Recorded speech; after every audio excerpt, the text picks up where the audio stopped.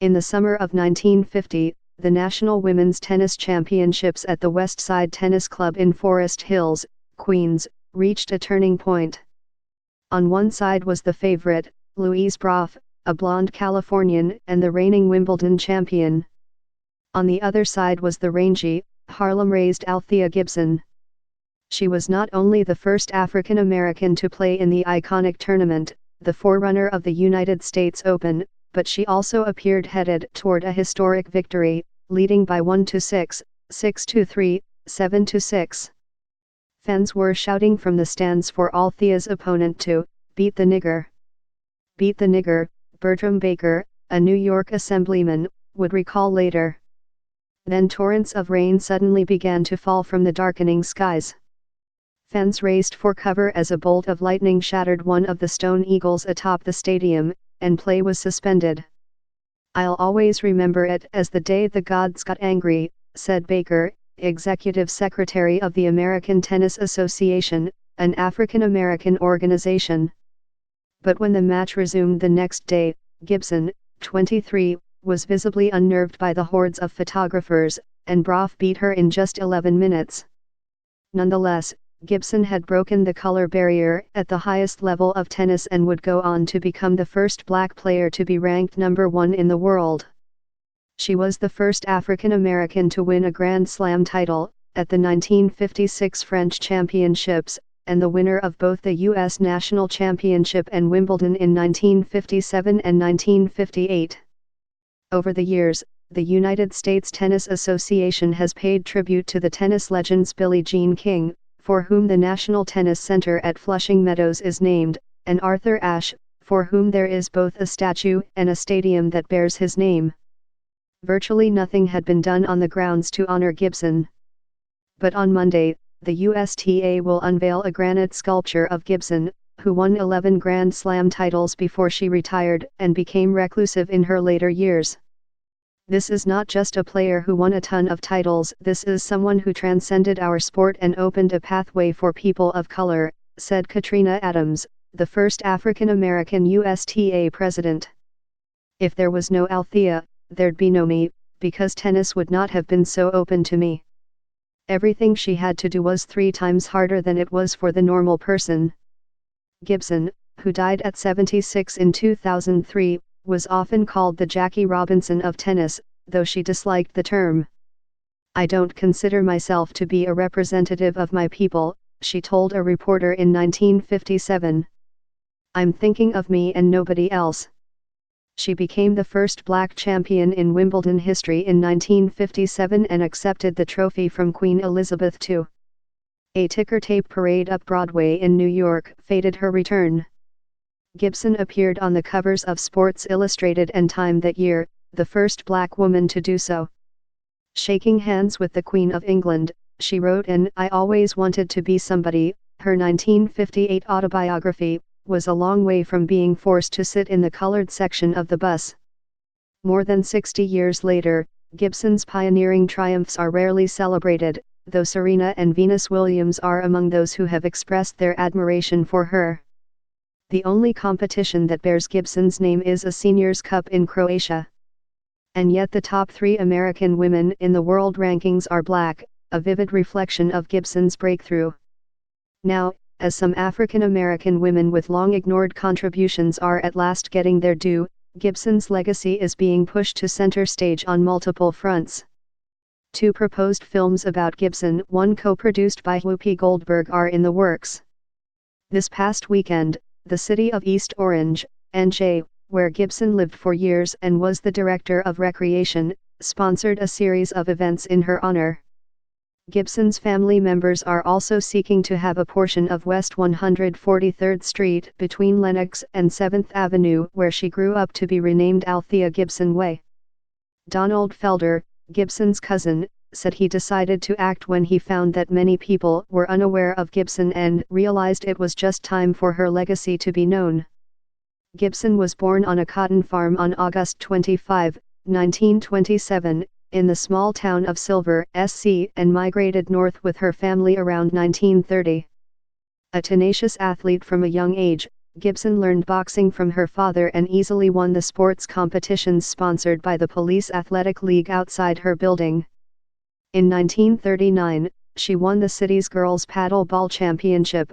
Soon after, Harlem's Cosmopolitan Tennis Club, composed of mostly African American professionals, offered her a junior membership. Even as a girl, Althea was in a league of her own, said Bill Davis, 89, a Hall of Famer in the American Tennis Association, the African American organization, who was Gibson's training partner. She had unbelievable determination. At age 13, Gibson dropped out of school to devote herself to street fighting, a basketball team called the Mysterious Girls, and watching movies. Fearful of her father's beatings, according to her autobiography, she lived for a while at the Society for the Prevention of Cruelty to Children. At first she dismissed tennis as a sport for weak people. "I really wasn't the tennis type," Gibson wrote in her book. "I kept wanting to fight the other player every time I started to lose a match."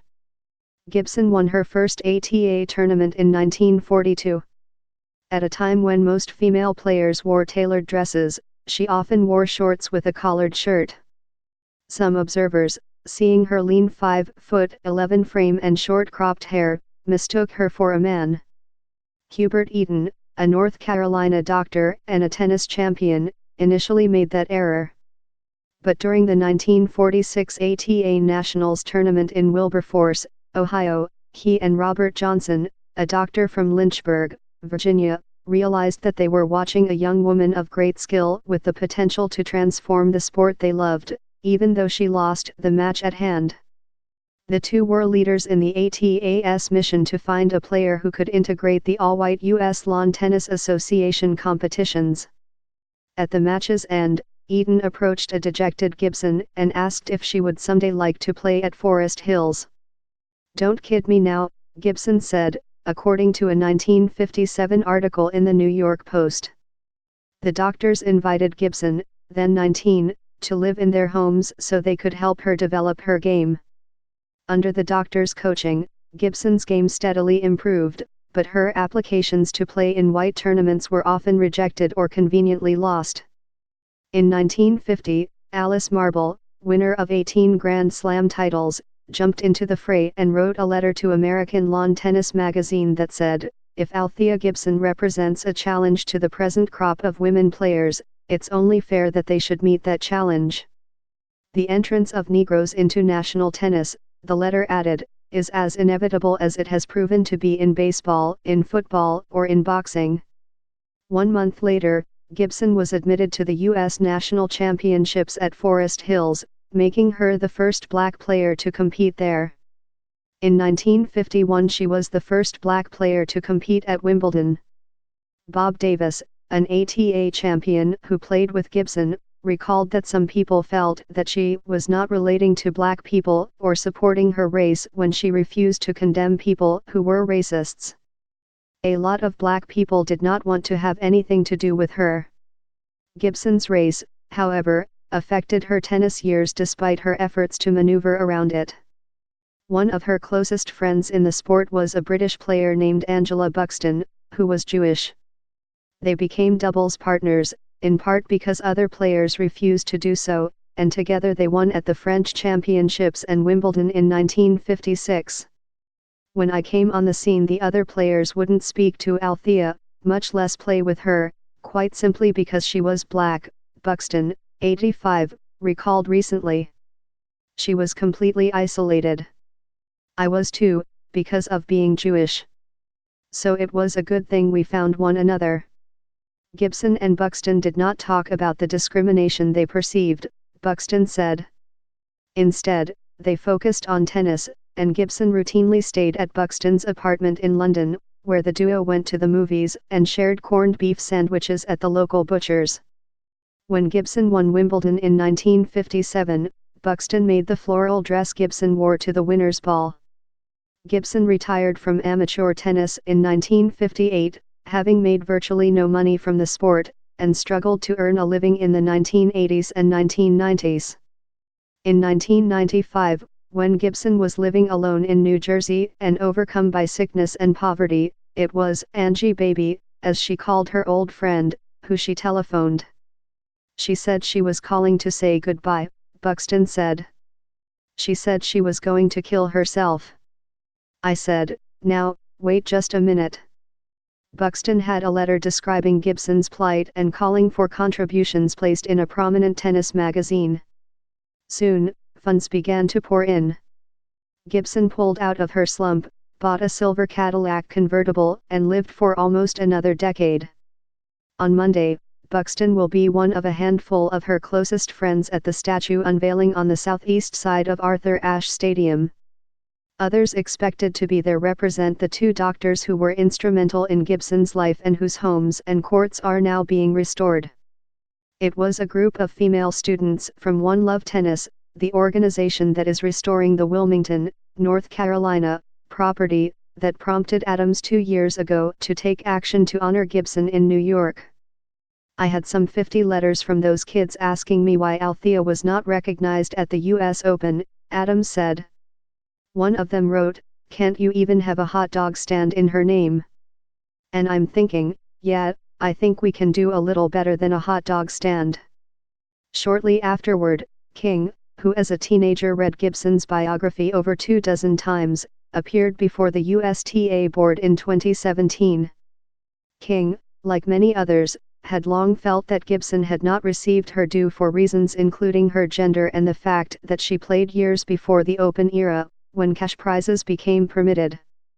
Gibson also was a somewhat reluctant public figure and never adopted a high-profile stance on behalf of tennis or African Americans as Ashe did. King lobbied the board on Gibson's behalf for over 2 decades. I would say, we have to do something.